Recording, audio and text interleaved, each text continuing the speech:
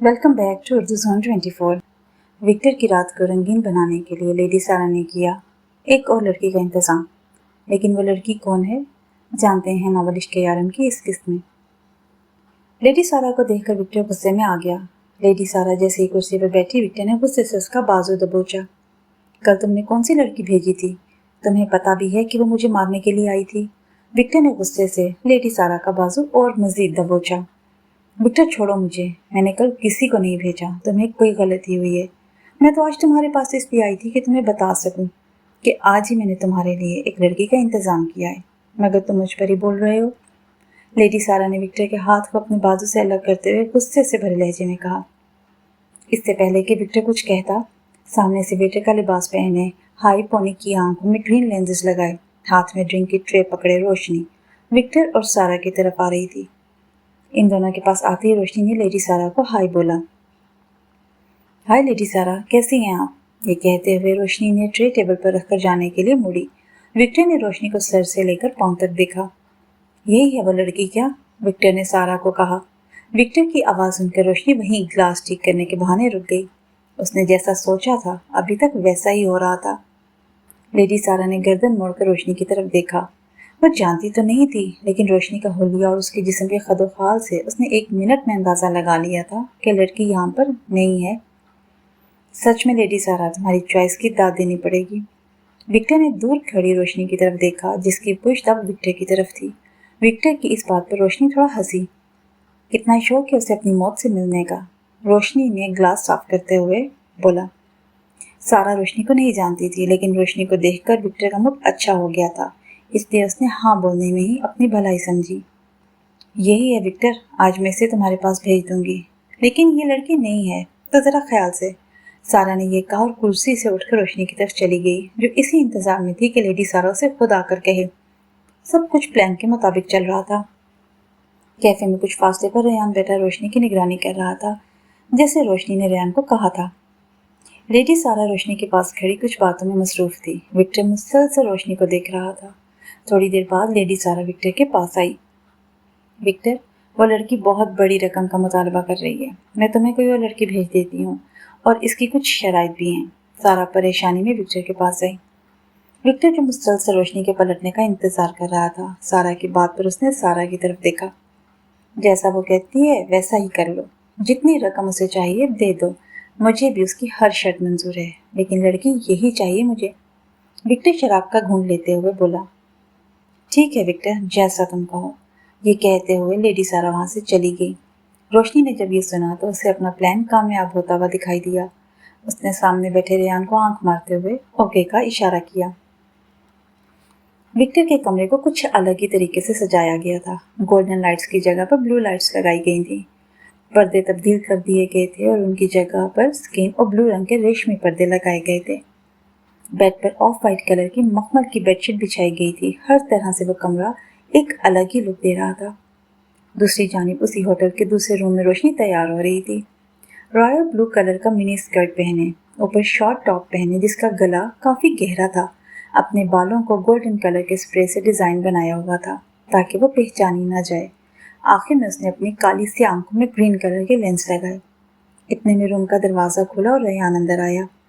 उसने रोशनी को इस हुलिये में देखा तो शॉक्ड हो गया। रोशनी, ये क्या, तुमने ऐसा लिबास क्यों पहना है? आज तक तो तुमने कभी नहीं पहना, और सिर्फ विक्टर को मारने के लिए तुम। रेयान बोलता हुआ चुप कर गया। उसने फौरन अपनी नजरें रोशनी से हटा ली। रेयान को ऐसा बोलता देखकर रोशनी हंस पड़ी और चलते हुए रेयान के पास आई, जो माथे पर बल डाले खड़ा था। उसने रेयान का हाथ पकड़ा और अपने बाजू पर रखा। ये देखो, मैंने स्किन टाइट पहनी हुई है पूरी बॉडी पर। तुमने मुझे बेवकूफ़ समझा हुआ है क्या? चलो अब मैं चलती हूँ।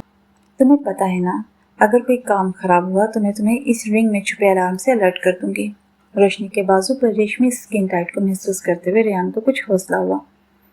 ठीक है, तुम जाओ और ध्यान से, वो इंसान नहीं जानवर है, ओके? रेयान ने रोशनी को हिदायत दी, जिस पर रोशनी मुस्कुरा दी। उसे अपने प्लान पर बहुत यकीन था। अब तक वो कोई भूल चूक नहीं कर पाई थी और आगे भी उसे यकीन था कि वो कामयाब ही होगी।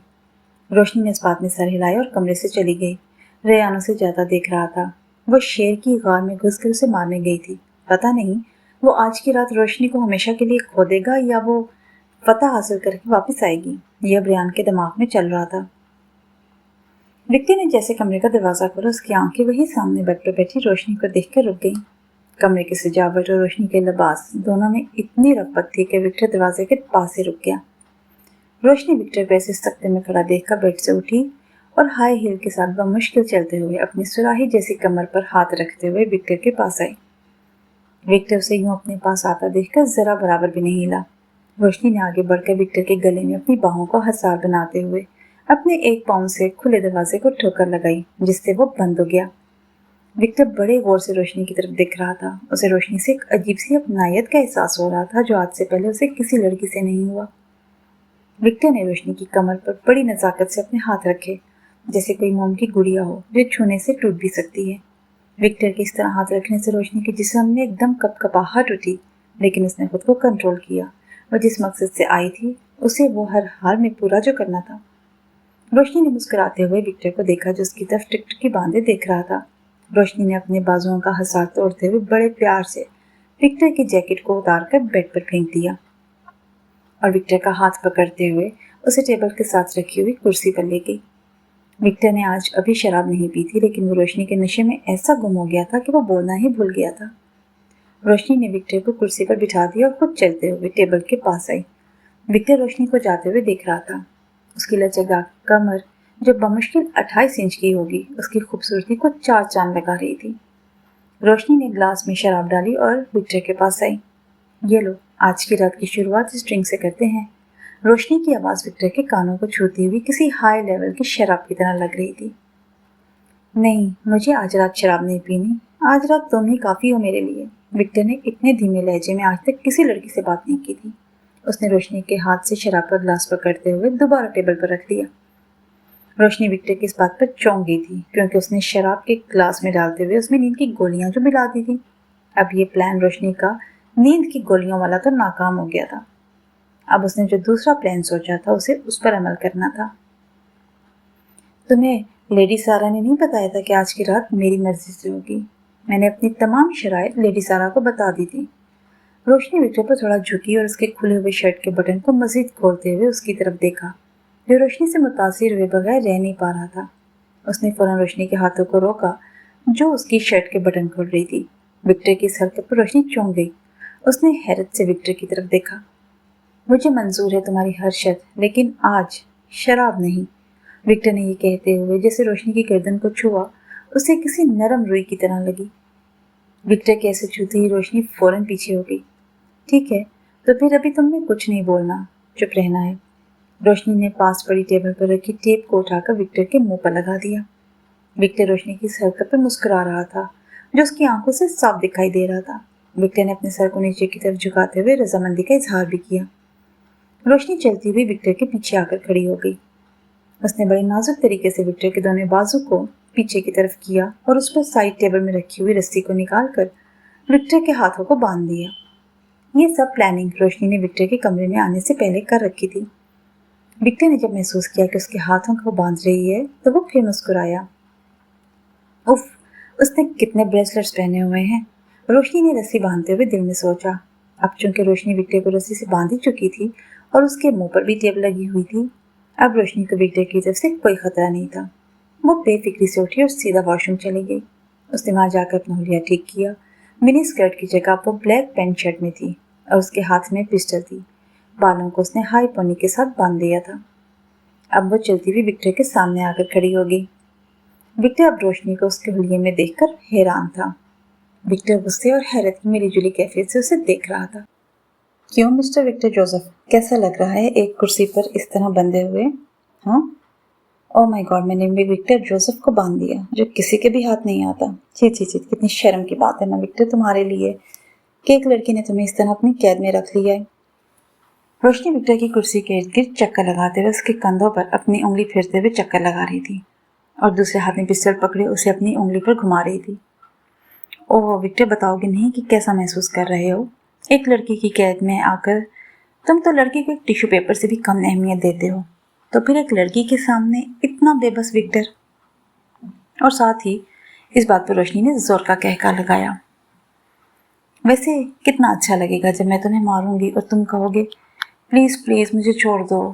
मैं रहम की भीख मांगता हूँ, हा हा हा। रोशनी ने मुंह के जाविये तब्दील करते हुए विक्टर की नकल उतारते हुए विक्टर के करीब आ गई। वैसे विक्टर, तुम सब काम रात के अंधेरे में ही क्यों करते हो? तुम्हें क्या दिन के उजाले से डर लगता है क्या? अंधेरे में तो बुज़दिल निकलते हैं, शेर भी अपना शिकार दिन के उजाले में करता है। रोशनी विक्टर के करीब आते उस पर थोड़ा झुकी। उसने अपना एक हाथ विक्टर की गर्दन पर रखा और दूसरे हाथ की पहली उंगली के नाखून से, जिस पर सुर्ख रंग का नेल पेंट हुआ था, विक्टर के माथे से लेकर उसकी थोड़ी तक एक लाइन बना रही थी। क्यों ना विक्टर, आज तुम्हारे तरीके से ही तुम्हें मारा जाए। पहले तुम्हें थोड़ा तड़पाऊंगी, फिर तुम्हें आहिस्ता आहिस्ता मौत की वादी में भेज दूंगी। रोशनी विक्टर पर झुकी हुई उससे बात कर रही थी। विक्टर उसकी झील जैसी गहरी आंखों को देख रहा था, जो आज से पहले उसने किसी लड़की की नहीं देखी थी। और साथ ही विक्टर की नजर उसके गुलाबी होंठों पर पड़ी, जो किसी गुलाब की पंखड़ी की तरह लग रहे थे। रोशनी ने अपने दोनों बाजू अब विक्टर की गर्दन में डालते हुए उसकी कैंची बना ली। रोशनी के पास से आती खुशबू विक्टर को मजीद उसके करीब ला रही थी। वो कैद में तो था, लेकिन ऐसी कैद जिससे वो कभी निकलना ही नहीं चाह रहा था। रोशनी का चेहरा विक्टर के इतने करीब आ चुका था कि उसकी सांसों की महक को महसूस कर रहा था, लेकिन वह इन सब में भी अपने होश में था। विक्टर के हाथ में पहने ब्रेसलेट के साथ लगी मसनूई छोटे छोटे चाकू, जिसे सब मसनूई समझते थे, वो दरअसल में असली थे। जितनी देर में रोशनी विक्टर से बातों में मसरूफ थी, विक्टर उन चाकू से रस्सी को काटने में कामयाब हो चुका था। अब विक्टर ने बड़ी होशियारी के साथ लड़की के हाथ में पकड़ी पिस्टल की गोलियां निकाल चुका था। रोशनी विक्टर पर झुकी हुई थी। तब अचानक ही विक्टर ने उसे अपने मजबूत हाथों से उसके कंधों से पकड़ लिया और अपने मुंह पर लगी टेप को उतारा। तुम क्या समझी कि विक्टर बेवकूफ है? तुम्हारे हुस्न पर फिदा हो गया है, जो चुप करके कब से तुम्हारी टर टर सुन रहा है। विक्टर ने अब अपने एक हाथ से रोशनी को कमर से पकड़ा हुआ था और दूसरे हाथ से आके उस हाथ को जिसमें पिस्टल थी। खुद को विक्टर की गिरफ्त में आते ही रोशनी की आंखें खौफ से फैल गईं। रोशनी के पसीने छूट रहे थे। वो समझ गई थी कि अब वो बचने वाली नहीं है, और दोनों हाथ भी अब विक्टर की गिरफ्त में थे। वो किसी भी तरह रेयान को अलर्ट नहीं कर पा रही थी। जो हाथ उसका जला हुआ था उसी को विक्टर ने मजबूती से पकड़ा हुआ था। रोशनी को दर्द तो हो रहा था, लेकिन वो मौत के दर्द से कम था। एक मिनट के लिए तो रोशनी को लगा कि उसका खौफ सच होने वाला है और अभी विक्टर उसके दिल के आर पार चाकू चला देगा। विक्टर रोशनी को कमर से पकड़ते हुए उसकी आंखों में देख रहा था। मुझे छोड़ो। रोशनी ने विक्टर के हाथों की कैद से रिहाई पाने के लिए हाथ पांव मारे, लेकिन विक्टर की गिरफ्त मजबूत थी। वो टस से मस नहीं हुई। वैसे तुम्हें लेंस लगाने की जरूरत नहीं है। विक्टर, जो मुसलसल उसकी आंखों की तरफ देख रहा था, रोशनी की कमर से हाथ हटाया। रोशनी विक्टर की गिरफ्त से निकलते ही उस पर पिस्टल तान ली। देखो, मेरे करीब भी मत आना, नहीं तो मैं गोली चला दूंगी। रोशनी विक्टर पर चिल्लाई, जो आहिस्ता से चलता हुआ उसके करीब आ रहा था। कौन सी गोली चलाओगी? हाँ? विक्टर ने अपनी पॉकेट से रोशनी की पिस्टल की सारी गोलियां निकालकर उसके सामने जमीन पर गिरा दी। गोलियों को देखकर रोशनी ने जल्दी से अपनी पिस्टल देखी, जो खाली थी। अब रोशनी को अपने सामने विक्टर नहीं, मौत का फरिश्ता नजर आ रहा था।